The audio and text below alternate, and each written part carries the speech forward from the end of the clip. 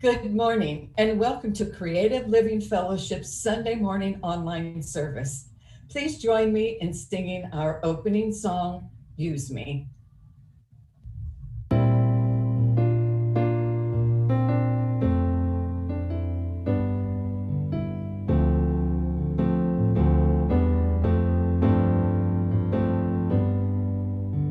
Use me, oh God, I stand for you, and here I'll abide as you show me all that I must do.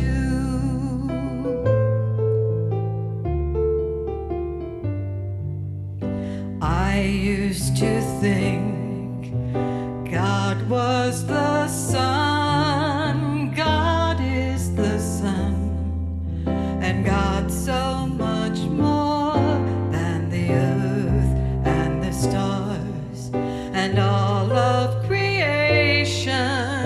God is creator, all in all, and God needs us to shine its light as me, as you, so use me. Oh God, I stand for you, and here I'll abide as you show me all that I must do.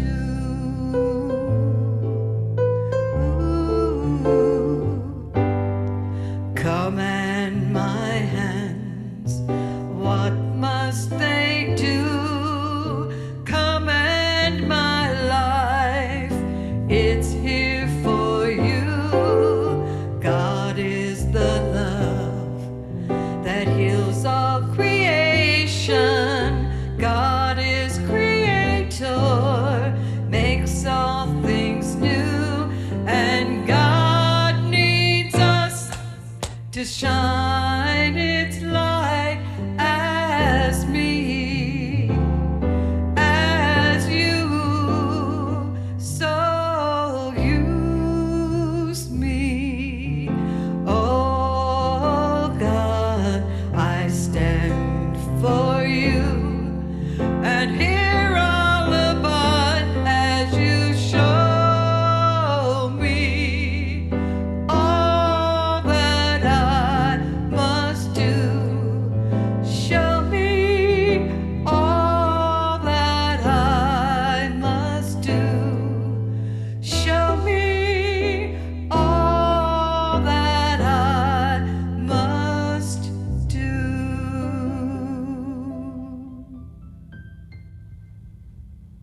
Good morning, CLF.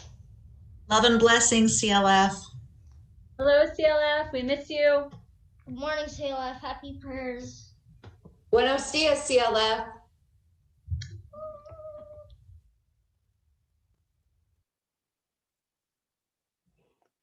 And good morning to our youth ministry. I love that happy prayers. It's always so good to see them on Sunday mornings. And it's always so good to see you on Sunday mornings. I'm the Reverend Dr. Sherry F. McCreary, the senior minister here at Creative Living Fellowship. And I'm really happy that you chose to spend this Sunday morning with us for our online Sunday service. CLF is an independent religious science church, and we welcome all paths that lead to truth. Our vision here is to be a community of care, connection, and creation that opens hearts and incubates dreams. And we do that through the principles and practices of the science of mind. We have two practitioners who are holding high watch for us today. That's one of our practices here. They are Carrie Sherman and Rhonda Emmerich. And what that means is that they're sitting in meditation, prayerful contemplation, just holding a space for the perfect unfolding of this service and for the perfect unfolding of whatever may be going on in the world or in our individual lives. They just hold high watch for that, hold the high space for that. So I thank you, Carrie. I thank you, Rhonda, for your service today. I always like to acknowledge our Sunday service team. Deb Covington is off today, And Nicole Jordan is here. She is our AV team. And without her, we wouldn't be here. So thank you, Nicole.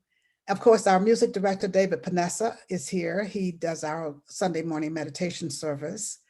And we have our tech team today, Reverend Mary Jane Hyde. So thank you all guys for your service. I really appreciate all of you so very much.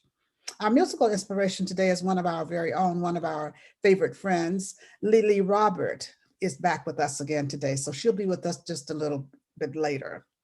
And right now, Nicole is going to bring us the announcements. And following the announcements, there will be a brief gong wash. And after the gong wash, there'll be a few moments of silence. And then practitioner Fran Peck will bring us our reading and our evocation. But right now, here's Nicole with the announcements. Good morning, Creative Living Fellowship. I'm so happy to bring you today's announcements. Don't meditate alone, meditate with us. Join us for midday meditation at noon, Monday through Thursday in Sacred Practice. You can join us in Zoom, or we are still live streaming to Facebook if you prefer to participate that way. Get your community care and connection on with your CLF family and Reverend Sherry every Tuesday as she hosts a Zoom meeting at 6:30 p.m. This week, Reverend Sherry will be leading Conscious Conversation. If you would like to suggest a conversation topic or activity, please email us at connect@creativelivingfellowship.com. We look forward to seeing you on Tuesday. Join us at 6 p.m. in Zoom on Wednesday, November 25th for The Greatest, our Thanksgiving Eve service with amazing music by Charity Lockhart. And I am not even kidding, it's fantastic. As a community, let us set the tone for Thanksgiving with gratitude, hope, and full hearts. Remember, you can use text to give to make your contributions to CLF. Simply text the amount you'd like to give to 602-610-1868. And if it's your first time donating by text, you will be sent a link to set up your account. And then after that, it's as easy as texting the amount you would like to tithe to 602-610-1868. Our Sunday prayer room is available to you after service today. There's no reason to miss out on your post-service prayer stop with a practitioner. Technology enables us to continue to provide this service to you. So immediately after service, head on over to Zoom and let one of our practitioners hold the truth for you, no matter what you're going through. And just spaced out, sorry, and offer you support through spiritual mind treatment. We also have post-service fellowship. Join practitioner Jeannie Sovereigns in Facebook Messenger chat from 11:15 to 12:15 and hang out, discuss the service, what's going on in your mind or your heart, and share something you're grateful for. Also today, your children are invited to join our youth ministry for a Zoom lesson at 12 p.m. Lessons are focused on nurturing their spirituality and science of mind practices. Weekly topics are inspired by Reverend Sherry's themes and include social emotional, growth mindset, and mindfulness practices. You can find the details for all of our events with their links on our website under events, under our Facebook events, posted in the comments, or in your weekly newsletter. That is it for today's announcement. It is now time to move on to our gong wash, followed by a moment of silence.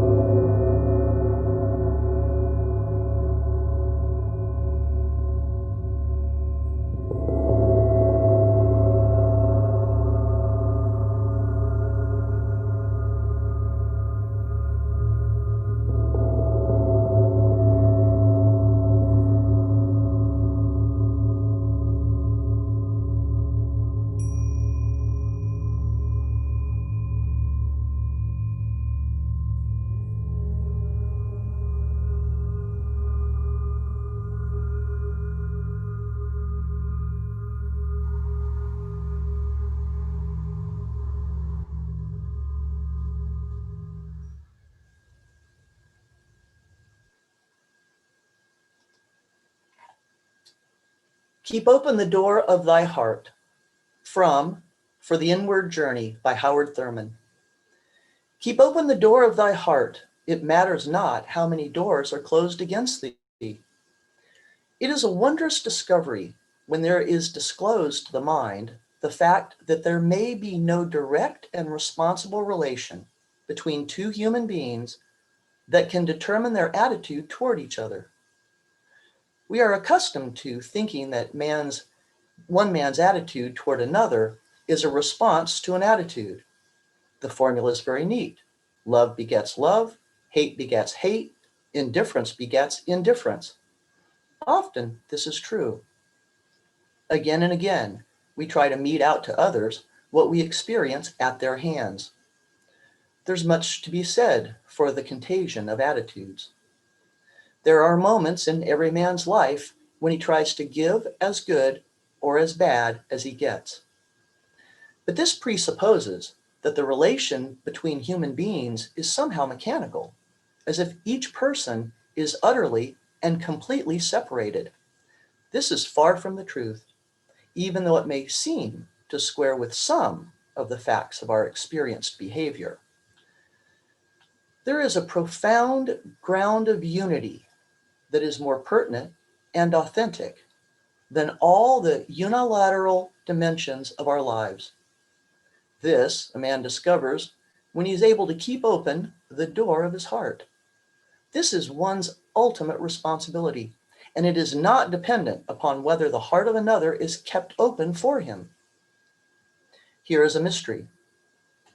If sweeping through the door of my heart, there moves continually a genuine love for you, it bypasses all your hate, all your indifference, and gets through to you at your center. You are powerless to do anything about it. You may keep alive in devious ways the fires of your bitter heart, but they cannot get through to me. Underneath the surface of all the tension, something else is at work. It is utterly impossible for you to keep another from loving you. True, you may scorn his love, you may reject it in all ways within your power. You may try to close every opening in your heart. It will not matter. This is no easy sentimentality, but it is the very essence of the vitality of all being. The word that love is stronger than hate and goes beyond death is the great disclosure to one who has found that when he keeps open the door of his heart, it matters not how many doors are closed against him. So let's turn within. Take these words into our heart, into that open heart, knowing that there is only one power, one presence, one divine essence, love, peace, that flows in that open heart, as that open heart. This love, this peace, this breath breathes me. This life is my life. This peace and this love are my peace and love, and they flow through my open heart. And as I know this is true for me, I know this is true for all. For love and peace flows in, through, and as each of its creation.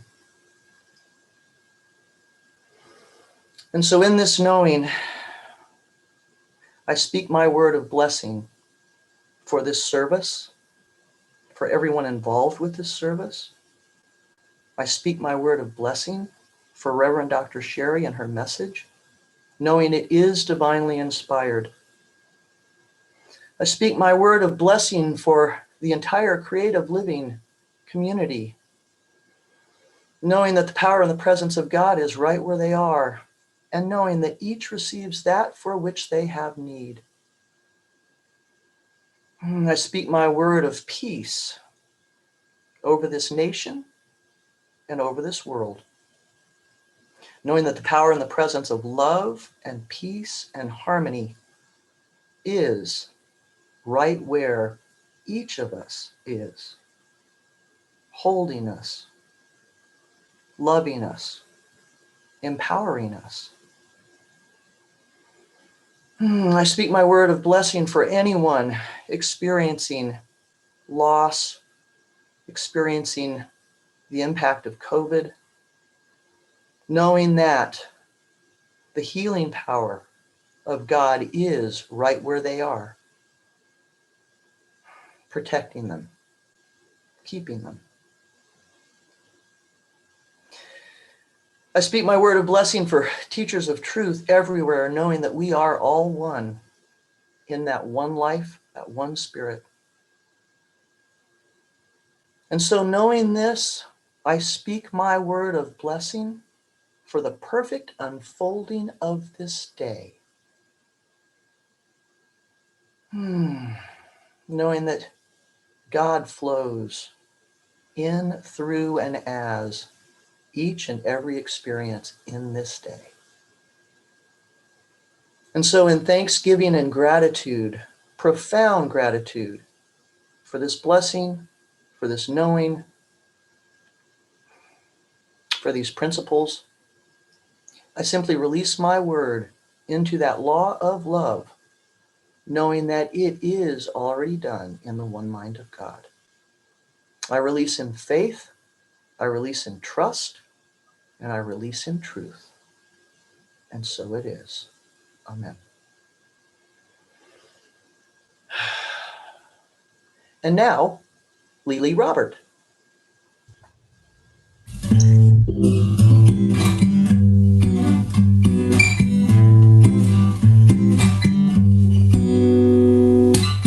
I see you in the mountains, I see you in the trees, I see you in green pastures, shepherding over me.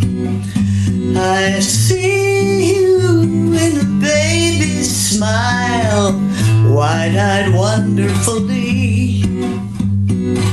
I see you in a rainbow, makes me feel at ease. The divine circle, miracles that I've seen. Let their lives not be taken for granted, where they're going, where they've been. Our freedom in a soldier's brave salute. The sacrifice that was made for me and you. I see you in a deer that grazes, fluted song from a bird. I see you in a lover's tenderness, a still small voice that's heard. I see you in an elk that bugles, miracles abound, promises of the seasons as day and night roll round. The divine circle, miracles that I've seen. Let their lives not be taken for granted, where they're going and where they've been. Our freedom in a soldier's brave salute. The sacrifice that was made for me and you. As we walk this earthly trail, go up and down the hill, maybe our journey doesn't end when our breath is still. There's something more to this life then just as sunsets end, we'll see our loved ones in the sunrise. Another glory begins. The divine circle, miracles that I've seen. Let their lives not be taken for granted. Where they're going, where they've been. How freedom in a soldier's brave salute. The sacrifice that was made for me and you. The sacrifice that was made for me and you.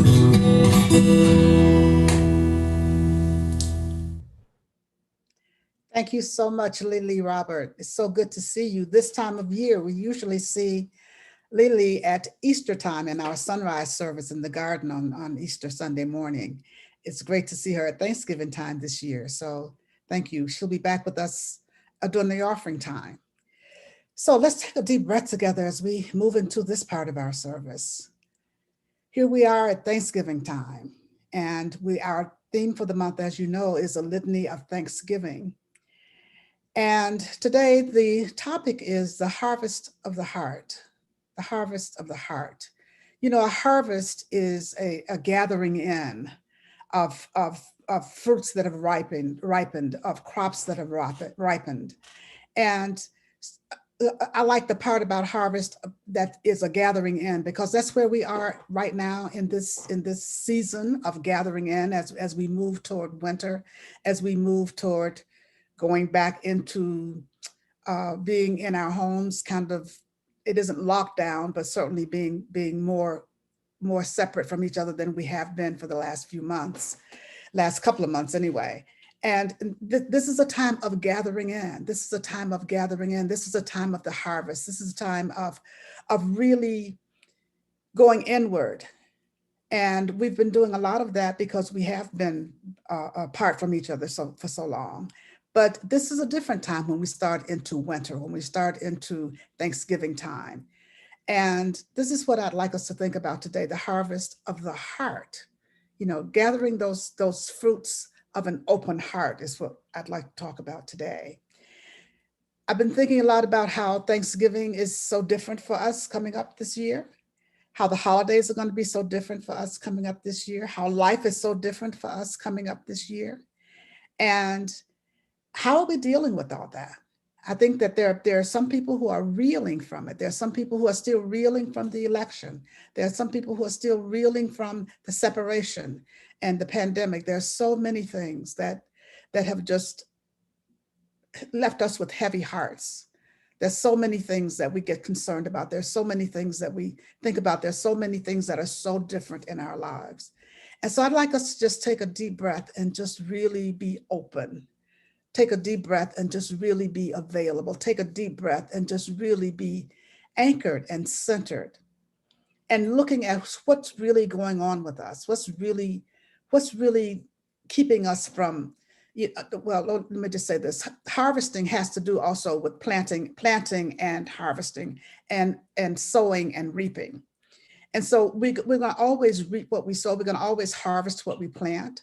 So, and this isn't something that just happens one time of year. It happens all the time. It happens every day. Every day we're planting. Every day we're harvesting. Every day we're sowing. Every day we're reaping.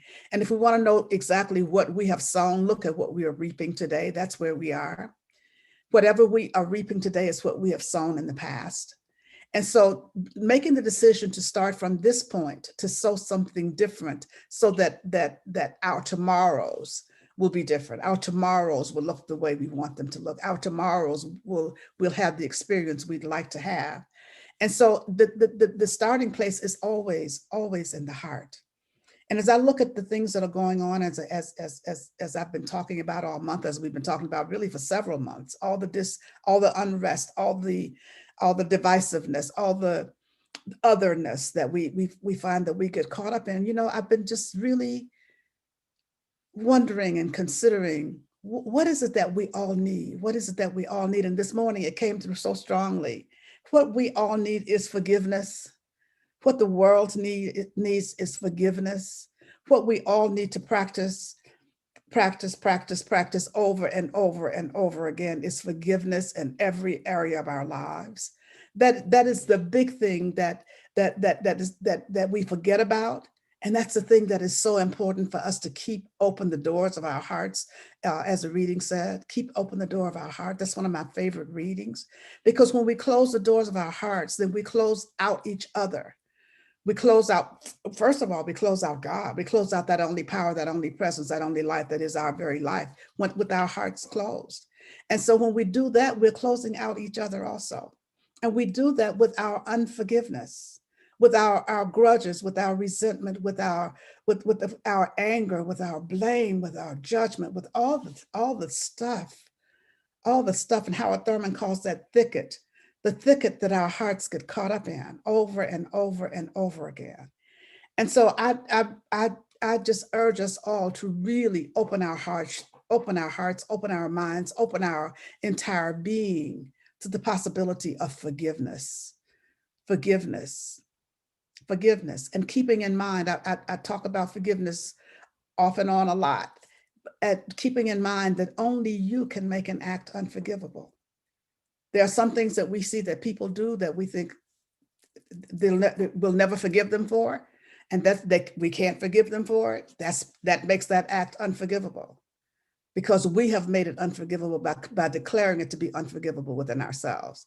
And so what I'm asking us to do today is to really consider releasing and letting go, really consider releasing and letting go of the judgment that we have, releasing and letting go of the sense of separation that we have from each other by practicing forgiveness, practicing releasing and letting go. Yes, there are things that happen. Yes, there are things that happen that are reprehensible. Yes, there are things that happen that are uncalled for. Yes, there are things that happen that are so disturbing. Yes, there are things that happen that make no sense at all. And just when we think that the world can't get crazier, it does. Just when we think things can't get crazier, they do. And so the way that we get caught up in all that closes our hearts. The way we get caught up in all that makes us move into, as I talk about a lot, into our them and us camps. The way that things happen before we know it. Before we know it, we go unconscious and we start to make judgments about each other, criticism about each other, assumptions about each other, and blaming each other. And all of that stuff affects each one of us, because forgiveness is for each one of us. Forgiveness is to keep my heart open. Forgiveness is to keep your heart open. Forgiveness is to keep open the door to my heart so that I can experience my oneness with the all that is. Because I'm made in the image and likeness and out of pure spirit, and there's that presence from which I can never be separate, except to the degree that I practice separation.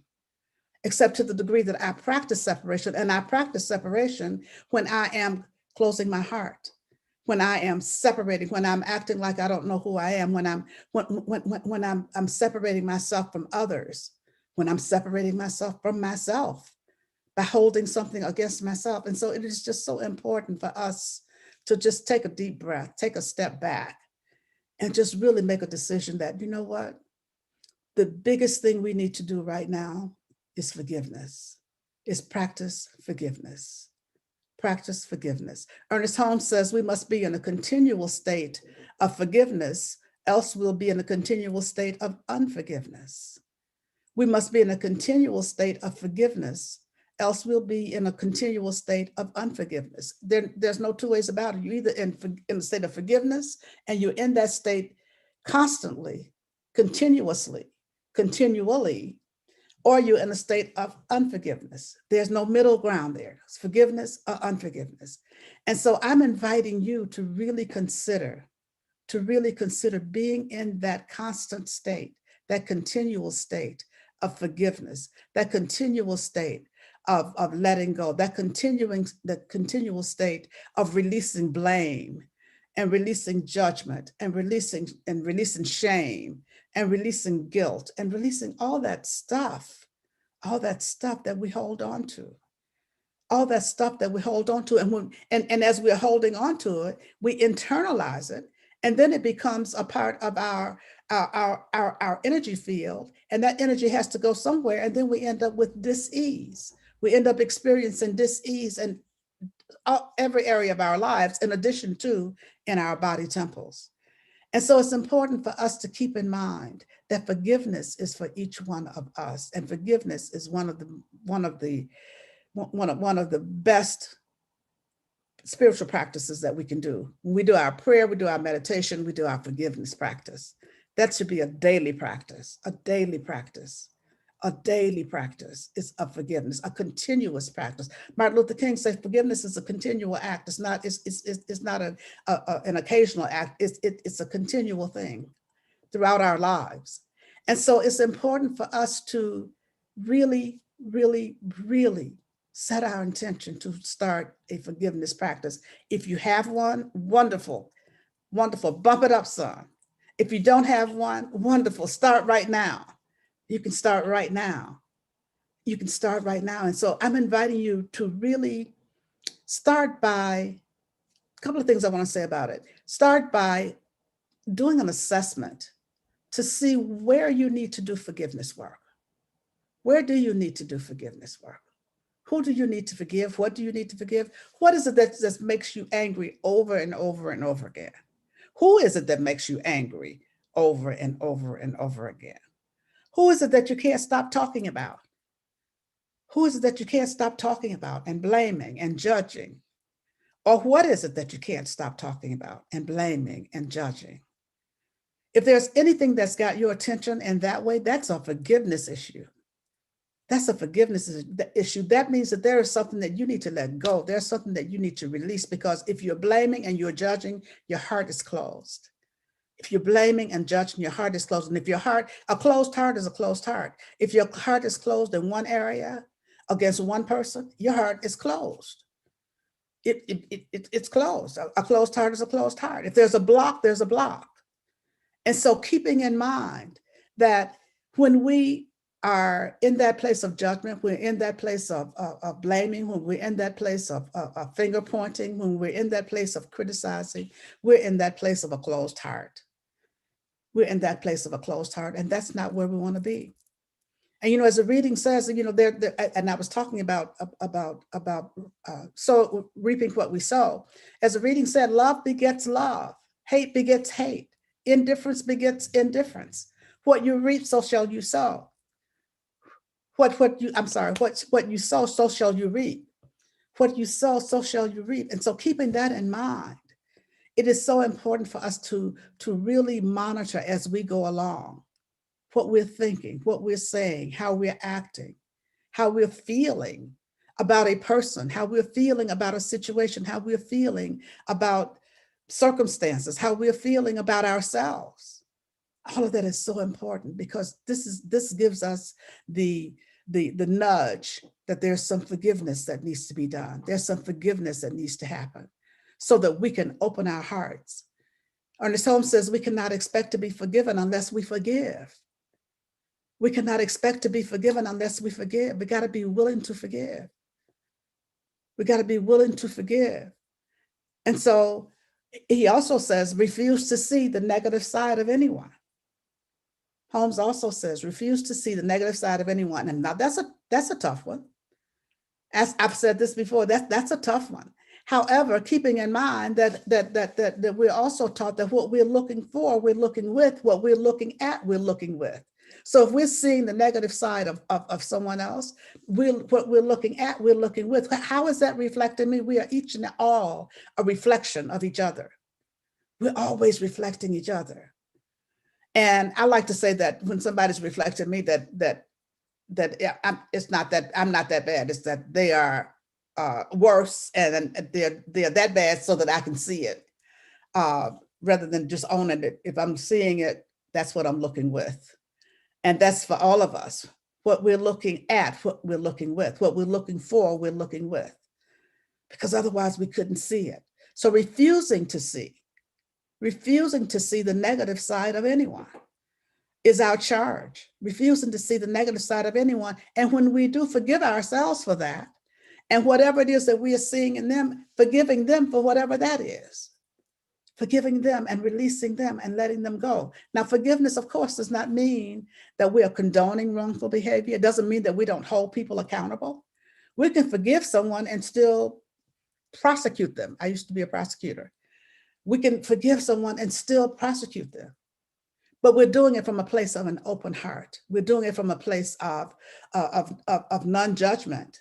We're doing it from a place of openness rather than from a place of a closed heart and from a place of being punitive.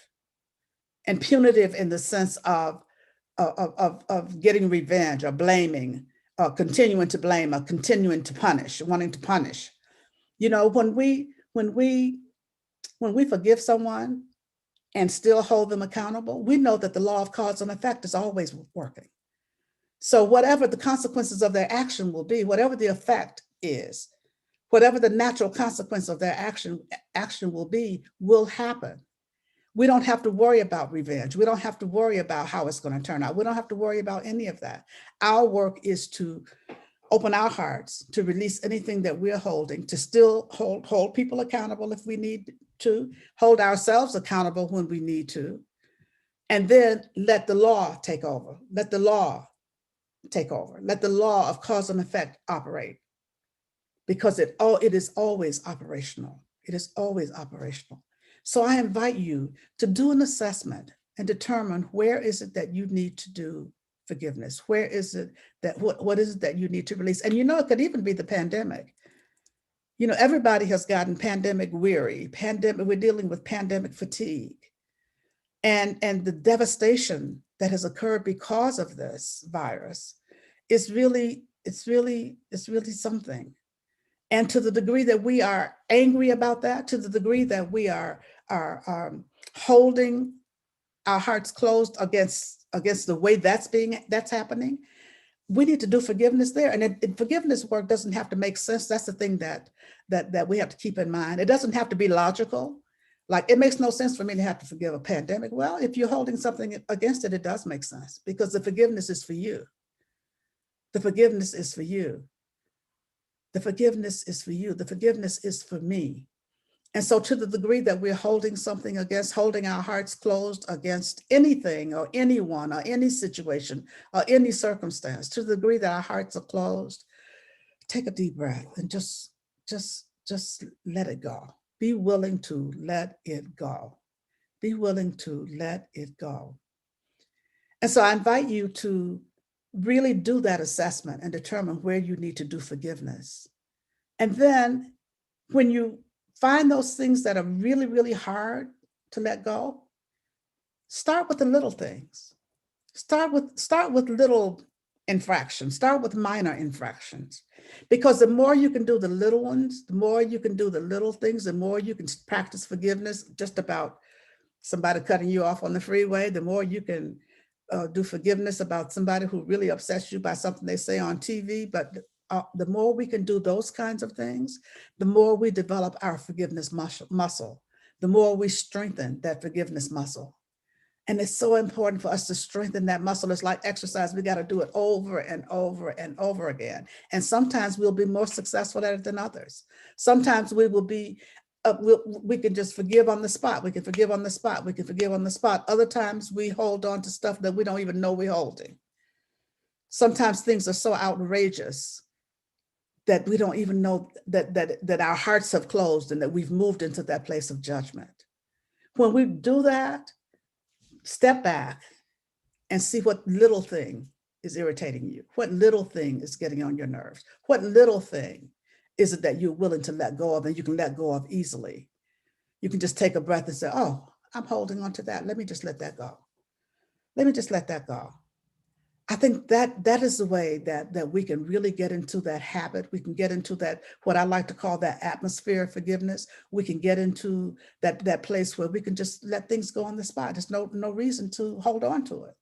Because when we don't get into the habit of continually forgiving, then with all the things that are going on in the world that keeps everybody on edge, that keeps us uptight, little things then start to blow up into big things. little things start to blow up into big things that they don't have to do. When we learn how to just let those things go, when we learn how to just take a breath and take that energetic step back, when we can learn how to do that, then we can move into that place where we can live in an atmosphere of forgiveness. We can live in that atmosphere of forgiveness. We can let go. We can start to then harvest, experience the harvest of the heart. We begin to experience the fruits of our labor. We begin to experience and to reap what we have sown. When we have sown forgiveness, we get a chance to reap freedom. When we have sown forgiveness, we get a chance to reap love. When we have sown forgiveness, we get a chance to reap joy. When we have sown forgiveness, we get a chance to reap the allness and the fullness, the benefits of the allness and fullness of God, because we don't have that closed heart, because we don't have that block that's keeping us from experiencing the allness and the fullness of the Creator, of that which created us. We don't have the block to our own creativity. We don't have the block to us living the life that we were intended to live, because our hearts are open and we're living free. When we are willing to just let go, when we are willing to just let go and to practice forgiveness. This is what the world needs now. What the world needs now is forgiveness. What the world needs now is letting go. What the world needs now is us opening our hearts. Because as the reading says, when my heart is open, there's nothing you can do to stop me from loving you. I love that concept. I love that concept. That if I'm loving you, there's nothing you can do to stop me from loving you. There's nothing I can do to stop me from loving you, you from loving me. And so I think that if we can keep that in mind, that when our hearts are open, it doesn't matter how many doors are closed against us. When the doors of our own hearts are open, it doesn't matter how many hearts are closed against us. It doesn't matter, because we don't keep our hearts open depending on how many hearts are open to us. We keep our hearts open so that the fullness of pure spirit can flow through us, so that all of life can flow through us. We keep our hearts open so that we can experience the love, the peace, the harmony, the joy, the balance, the order of pure spirit. We keep our hearts open. We keep our hearts open so that we can experience being all that we were created to be. We keep our hearts open, and we do that through the power of forgiveness. One of the most powerful tools we have, one of the most powerful spiritual qualities we have is forgiveness. And so I'm inviting you to really, as we move through this time, as we move through the holiday season, as we move through not being able to be with family at Thanksgiving time, which really could be upsetting for many of us, not being able to travel the way we want, not being able to do things we've been doing all along. As we move through this time, be able to do so with an open heart, so that we can really reap the fruits of an open heart. We can really reap the fruits of an open heart as we move through this time, through this season of Thanksgiving, with true Thanksgiving, and giving true Thanksgiving for an open heart, giving true Thanksgiving for love, giving true Thanksgiving for those things that are important, giving true Thanksgiving for our lives, for our loved ones, for all of us, for life itself, giving true Thanksgiving for the blessings that abound in our lives. Even though there are all kinds of issues, all kinds of problems, there are many blessings, and we give true Thanksgiving for that. And we can give true Thanksgiving when we're giving it with an open heart, with an open heart, with a heart that is free of fear, free of judgment, free of blame, free of all that stuff. And so I'm inviting you today to move into a place of compassion. Compassion for yourself. If you find that you're having difficulty forgiving, have compassion for yourself. Forgive yourself for that.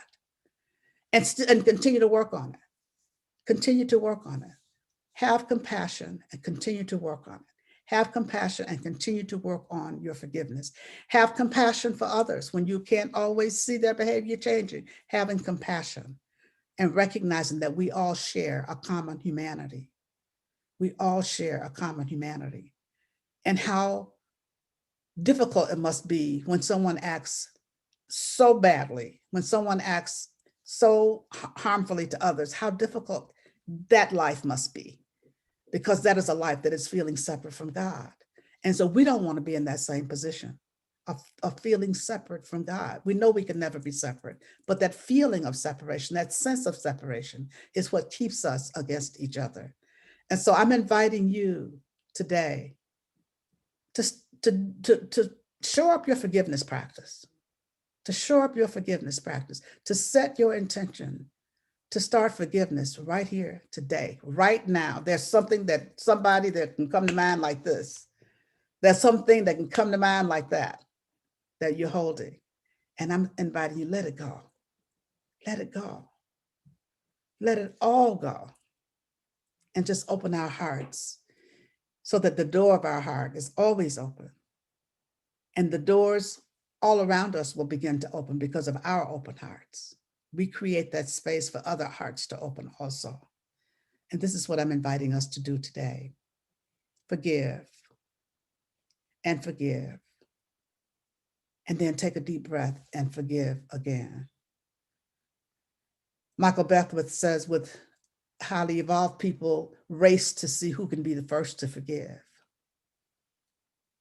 Highly evolved people race to see who can be the first to forgive.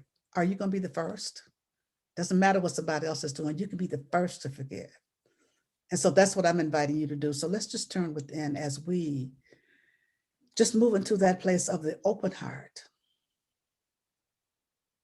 Just move into that place of just knowing and sensing and feeling the presence of God right here, right now, right where we are. Just knowing that this presence is the only presence. This presence is the only life. This is the only mind. This is the only breath. This is the only activity. This is the only power, the only presence. And this presence, this only presence is my very life. This only presence is the life of each of us here this day. The life of each of us here this day. It is that from which we can never be separate. I don't care what we do. We can never be separate from that power and that presence of God. And so just knowing this truth and standing in this truth, I speak the word for each of us this day. Just speaking a word of forgiveness, speaking a word of letting go, speaking a word of the open heart. We do those things that keep open the doors of our hearts. We do those things, we engage in those practices that keep open the doors of our hearts as we release and let go of the judgment and the blame and the anger and the shame and the guilt and all that stuff. We let all that go. And we allow our hearts to open. And as the hearts open, wholeness reveals itself. The qualities of God begin to reveal themselves: love and compassion and joy and harmony, and healing happens for each and every one of us. Healing begins to happen in our body temples as every organ, cell, tissue, function of our body begins to respond to that healing presence of God that is not being blocked in any way, to that healing presence of God that is moving in and through, and as each one of us always healing, always healing. And this is what we get to experience as we keep open the door of our hearts, keep open the door of our hearts to each other, keeping open those doors to each other. And as we do that, the sense of separation ends, the sense of divisiveness ends. I speak this word for open-heartedness for each one of us. I speak the word for healing for each one of us. I speak the word for healing in the body temples of anyone who's been affected by COVID-19. Just knowing that the healing presence of God is right where each person is, that every organ, cell, tissue, function of the body is responding to that radiant healing presence of God. Anyone who has lost a loved one, anyone who whose life has been impacted in a way of loss, this word is being spoken right now, knowing that the great comforter, that comforting presence of God is right where each person is, that peace and peace of mind, that is God itself, is right where each person is, each family is. I know that all indeed is well as we walk through this time together, knowing that God goes before us in every way, every step of the way, guiding us and directing us, protecting us, keeping us safe. And I speak the word for each of us to be open to receiving the gifts of the Spirit always, always, as we let go of all that doesn't serve and we keep ourselves open to that which is for the highest and the best for us and for all concerned. And so as I open this circle of prayer, I pause momentarily so that you may speak the names of anyone you'd like held in prayer. You may speak their names silently or loud, and you may speak them now.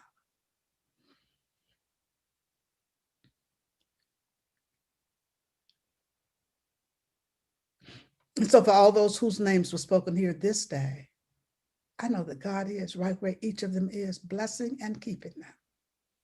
That healing, radiant presence of God is everywhere present, everywhere present, everywhere present. This prayer goes out to anyone on this planet needing a prayer this day. Know that in the midst of every situation, every circumstance, God is blessing and keeping them. Thank you, Father, Mother God, for this truth that I know. Thank you, Father, Mother God, for the blessings of our lives. Thank you, Father, Mother God, for just being God in our lives this day. I know that all is well, for I know that all is God, and I simply allow it to be. And so it is.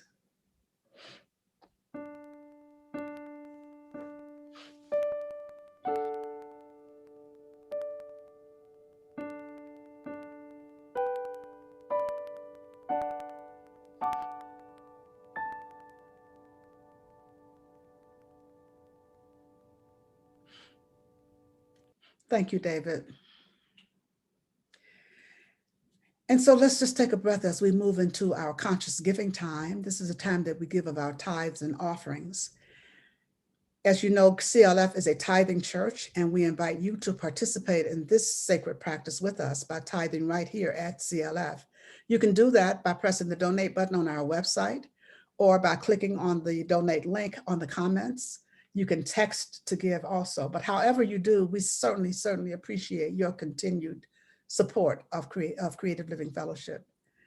So why don't we just pause for a moment now and just say our offering blessing together.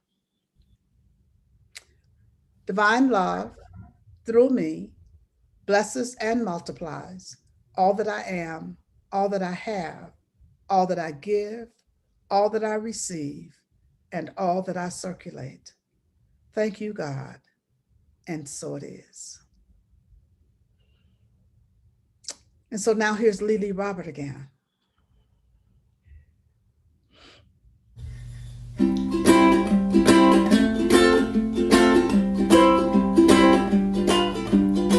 What are the things I'm grateful for? What are the things I'm grateful for? A ride that has wheels, a table with meals, a body that heals, and I feel your love. What are the things I'm grateful for? What are the things I'm grateful for? Shade under trees, a sweet summer breeze, the birds and the bees, and I feel your love. I know sometimes I forget those things. Glass half full, not my blessings. I know sometimes I forget those things, but I'm here to say I'm grateful. What are the things I'm grateful for? What are the things I'm grateful for? Friends friends by my side, a heart open wide, a song sung outside, and I feel your love, yes I do. A bison grazing in my yard, a task completed that is hard, a body that is oh so strong, memory of an old time song, rain tide groove above my head, hiking boots with lots of tread, the ducks returning to the pond. I could just go on, and I feel, yes I feel your love.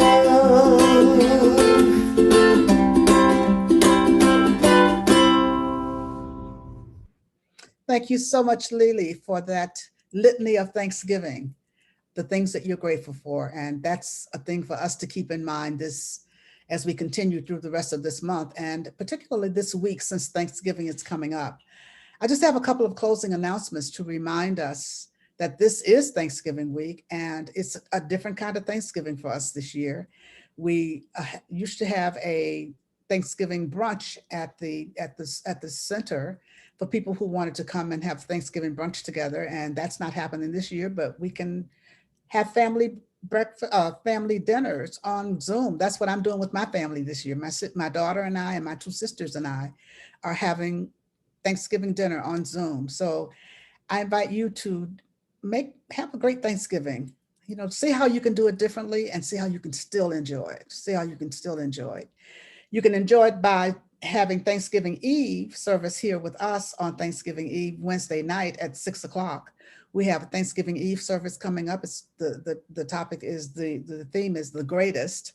And we look forward to having you here with us on Thanksgiving Eve. Charity Lockhart, as Nicole said, is our musical inspiration that evening. And we just want to get together as a family, as a CLF family in Zoom, and really share this Thanksgiving time, this time to have a litany of Thanksgiving. I think we'll have a great service, and we look forward to having you join us at that time.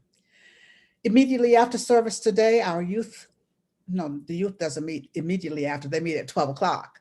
So you have a chance to take a breath and take a break for a moment and then get your kiddos over to the youth ministry at 12 o'clock. But immediately after the service, practitioner Jeannie Sarverns has our fellowship time.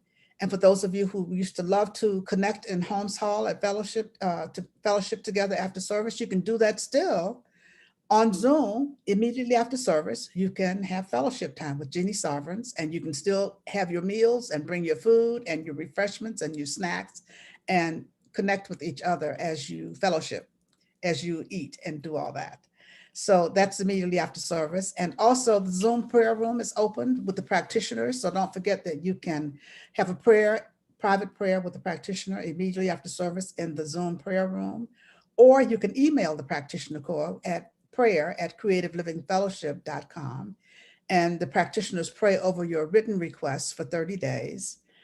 Or you can call an on-call practitioner. Their names and numbers are in the comments also, and have their on-call 24/7. So if you need a practitioner, please avail yourself of practitioner services and prayer.